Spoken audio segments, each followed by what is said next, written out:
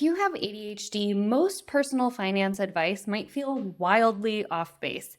In this video, I'm going to give you some tips that might actually be much more helpful for you if you have ADHD. If you're new here, what's up? My name is Lindsay. I'm a certified financial therapist and clinical social worker, and I'm going to help you understand the emotional side of money. With traditional personal finance, it is very rigid, it is very rules-based, and not only does that not work for most people, it really doesn't work for people who have ADHD. So let's just kind of get a lay of the land and do a quick overview of what ADHD is. ADHD is a type of neurodiversity that impacts a person's executive functioning and emotional regulation. And over the past few years, ADHD has exploded in the online world, particularly on TikTok. And I think, a lot of people get all bent out of shape like, people are self-diagnosing on TikTok. Whereas my belief system is much more like we were probably underdiagnosing and missing a lot of neurodiversity, and so now we at least have some language to help people understand what might have been going on in their relationship with money. ADHD falls into two main buckets: executive dysfunction, or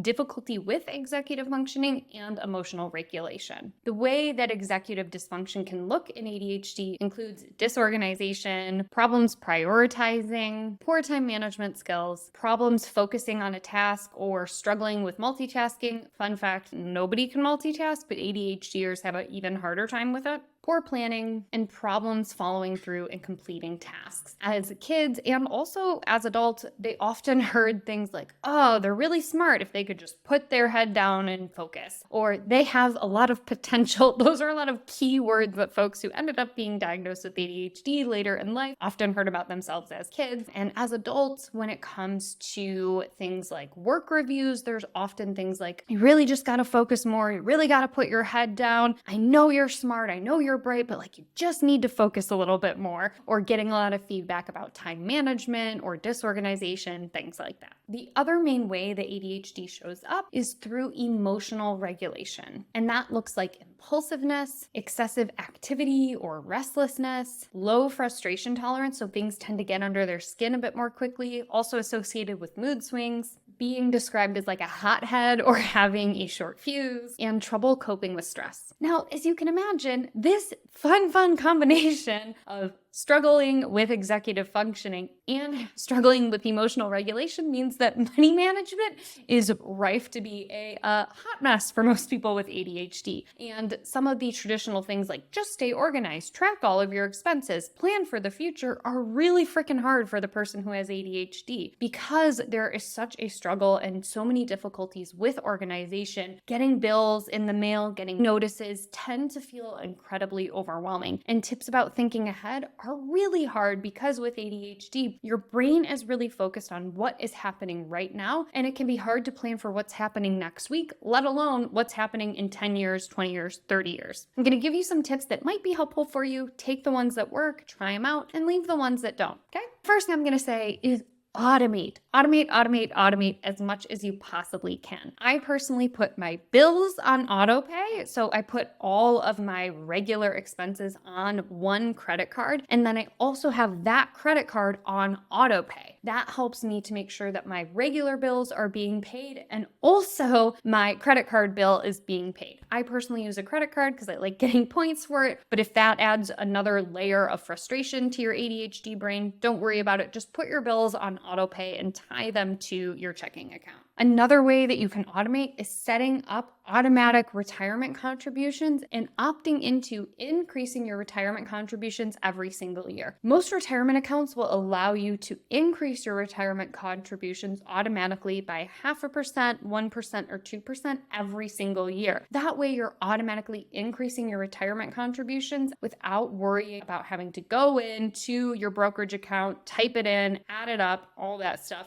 If you can automate that, fantastic. While we're on the topic of robots, find other services that can help you. I love the subscription buster within the Upwise app that helps you to kind of see which subscriptions you might be paying duplicates of, or you might have similar ones. All of us are pretty prone to struggling with those like free trials and then forgetting to cancel after 7 or 30 days. But when it comes to ADHD, might as well forget about it. Having something like that in place that can kind of tell you, hey, here's where your subscriptions, here are the areas where you're double paying, can be super helpful. Also, services like Unsubscribe Me, taking you off of email and mailing lists, because with ADHD, folks tend to be a bit more prone to impulse buying. So if we can remove some of the shiny flash sales or deals landing on our doorstep or in our inbox, that's great too. Another thing I like to do is something called body doubling. It sounds way weirder than it is, but it's basically having an external person help to hold you accountable, particularly when you're doing those financial tasks that are just really hard. I'm recording this just after tax season, and so when I had that big stack of things that I needed to send over to my accountant, I used body doubling. Body doubling is having a person literally in person or over a video call where you are saying, I'm working on this one task for this specific amount of time. And there's something about having that external accountability, in particular with a person for ADHD, that can help them to stay on task. For me, I use a service called FocusMate. It pairs you with somebody anywhere in the world for 25, 50, or 90-minute sessions. And the way that it works is you state or type into the chat what you are working on at the top of the session, and it connects you over a video service very similar to like Zoom or FaceTime. You each share what you're working on. There's a little timer in the corner, which is fantastic. And then at the end of the session, a little bell goes off and each of you unmutes yourself and shares whether or not you accomplished that task or whether or not you were able to stay focused. I joined FocusMate in probably 2020, and it has been a game changer for me, doing everything from that stack of things that I needed to scan and send to my accountant, all the way to day-to-day tasks like as a therapist doing my progress notes or checking my email.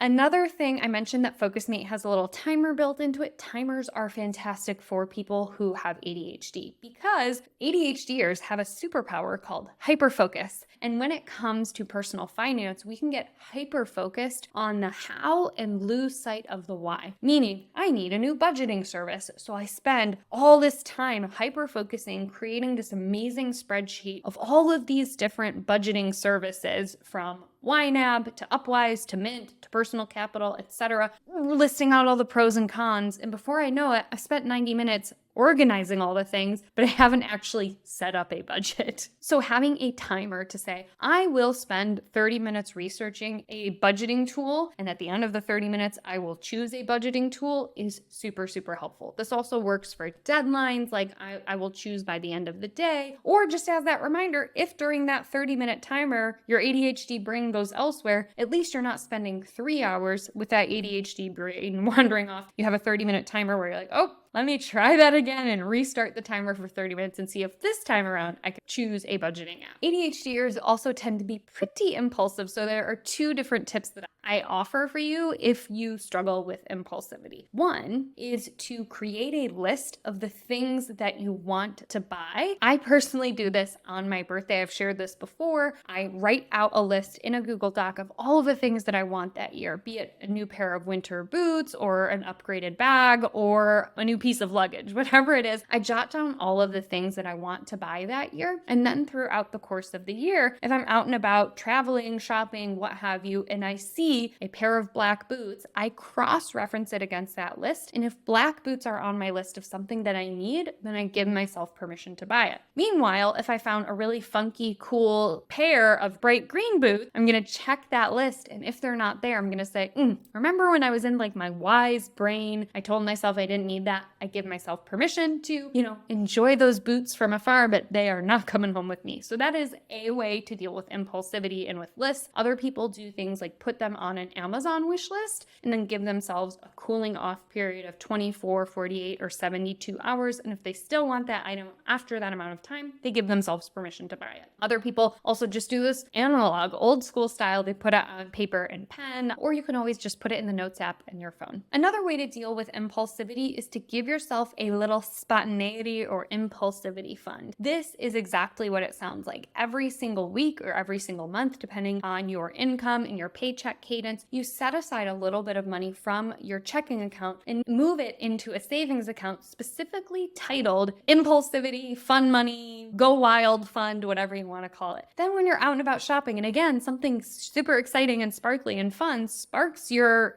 excitement, you can look at that fund, and if you have the money there, then you are allowed to spend it freely on whatever it is. If that doesn't work for you, I also love to literally go to the ATM at the beginning of the month and withdraw a certain amount of safe money, $60, $150, whatever allows in your spending plan or in your budget, putting that cash in your wallet. And then throughout the course of the month, if something fun comes up, exciting that you want to do or that you want to buy, you can literally peek in your wallet. And if the money is in there, then you can go do that thing. And if not, then you have to lovingly hold yourself accountable and say no. So those are a couple different ways to kind of scratch that itch of spontaneity. Finally, put a little timer in your phone once a month for those like ADHD-isms that just happen. So you could set a reminder with a little bullet list of things that you often forget. For a lot of ADHDers, it's things like groceries. Double checking before you go out to the grocery store, you check your little list, like don't forget to check the granola cabinet. I don't have a granola cabinet. I don't know why I said that. But you might be like, oh, I need that granola when you're out grocery shopping. And on this little reminder list, it says, check your granola cabinet. And lo and behold, you have 6 bags of grain-free granola, so you actually don't need anymore. Same thing on that reminder list. You might have a little reminder that pops up that says, make sure you actually return that bag of stuff to TJ Maxx that you told yourself you were going to return. So having this little kind of catch-all list of those tasks that tend to fall off can be super, super helpful. Another thing is to just have some compassion for the way that your brain was built. ADHD brains are not bad. They are not broken. They have some amazing skills. A lot of ADHDers have a ton of creativity. They get incredibly excited about things.